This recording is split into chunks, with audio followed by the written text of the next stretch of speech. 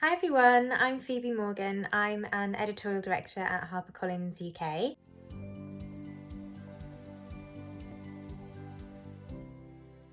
Hello and welcome back to my channel. In this week's interview we have Phoebe Morgan, who is an editorial director at HarperCollins. Enjoy.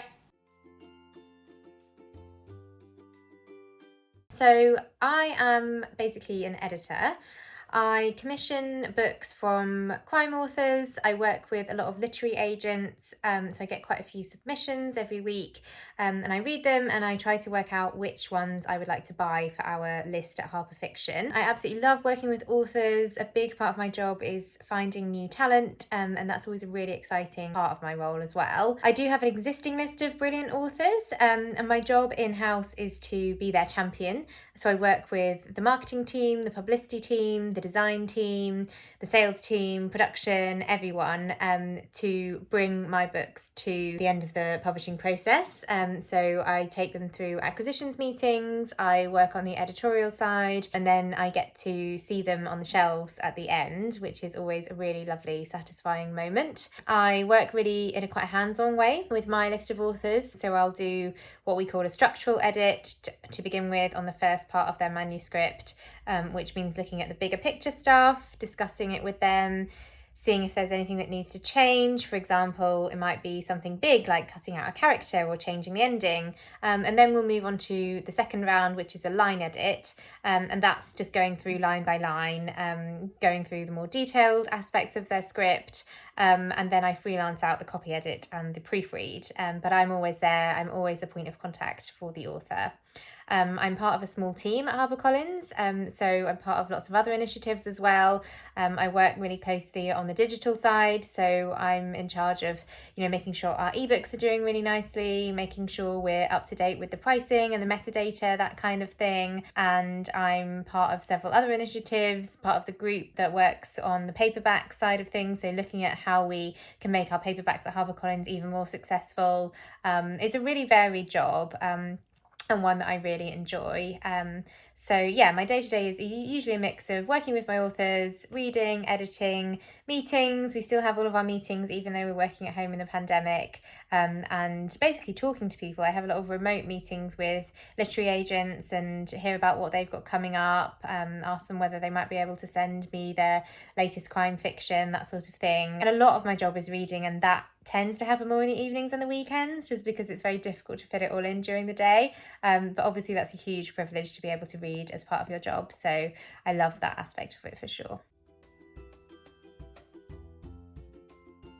I would say my favourite part is seeing an author have success. I think there's nothing like it. I've just published a book called Girl A by Abigail, which has spent 6 weeks in the Sunday Times top 10, which has just been so lovely. And it feels really exciting to be part of the team that made that happen, and to be able to email the author, call the author with that news, has just been a joy each week. I also love finding new authors, so that feeling of getting a new manuscript in and starting to read it and really enjoying it is always just amazing. It just feels really exhilarating. I also then become really competitive and I start thinking about how I'm going to pitch the book to the rest of the company, whether I'm going to be able to make an offer, whether other editors are making an offer. It can be quite a competitive process, but definitely seeing success and finding new talent are big things that I enjoy about my role. I would say it's having to give people bad news sometimes. So I have to reject quite a lot of manuscripts in my role, which I don't like doing because I wish I could buy everything and make every author's dream come true, but I just can't. It's also tricky sometimes when things are out of your control. So for example, if one of my authors potentially doesn't get the sales that we were hoping for, or doesn't get selected for a promotion or something like that, that sort of stuff is not always stuff that I have a say in. So having to kind of deal with that and manage that with the author can be quite challenging as well. I also think keeping up with the reading can be a challenge, although it's one that I relish. I like having a lot of reading and I like being able to see these scripts before they're on the shelves. It's a huge privilege, but it does mean that you need to find more hours in the day, and it can be difficult to read for pleasure at the moment because there's so much reading for work. So it does mean that the time when you might relax and read a book for pleasure is kind of gone, but you have to make time, and I read for pleasure in the holidays, and if there's something I really, really want to read, then I will kind of drop work for a bit and read that if it's one of my absolute favourite authors.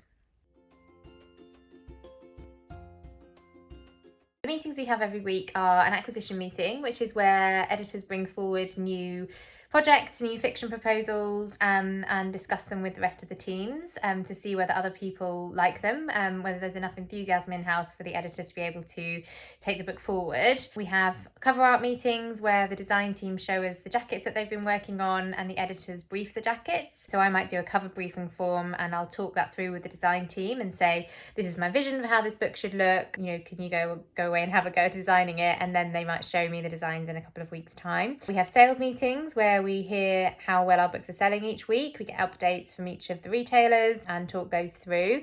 We look at the charts to see what other people, other publishers are selling.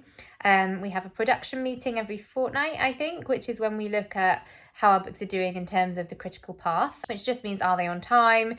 A lot of the ships have to get to the warehouse, so they have to be shipped to different places, different countries, and we have to make sure we hit the deadlines. So we get the manuscript to production on time, we get the cover done on time, and everything goes to plan. We have a lot of kind of ad hoc meetings, which might be with the rights team to tell us about a new project or to tell us the state of the market. They might be brainstorms to think about what we can do creatively. We have team catch-ups just to check in on each other and see how we are. We have one-to-ones with our managers or with people that directly report to you. We have editorial meetings where we discuss new submissions that have come in. We have a real range, I would say. It's quite meeting heavy. But at the moment, I quite like that because it's lovely to see my colleagues when we've all been apart for so long and we haven't been in the office. I trained as a journalist. I went out of university, I did an English language and literature degree, and I thought I wanted to work with words, so I decided, okay, I'll train to become a journalist. I was a journo for about a year. I wasn't very good at it, I didn't really like it. I decided I wanted to get into publishing after that. So I started applying for jobs, pretty much anything and everything in publishing at the assistant level.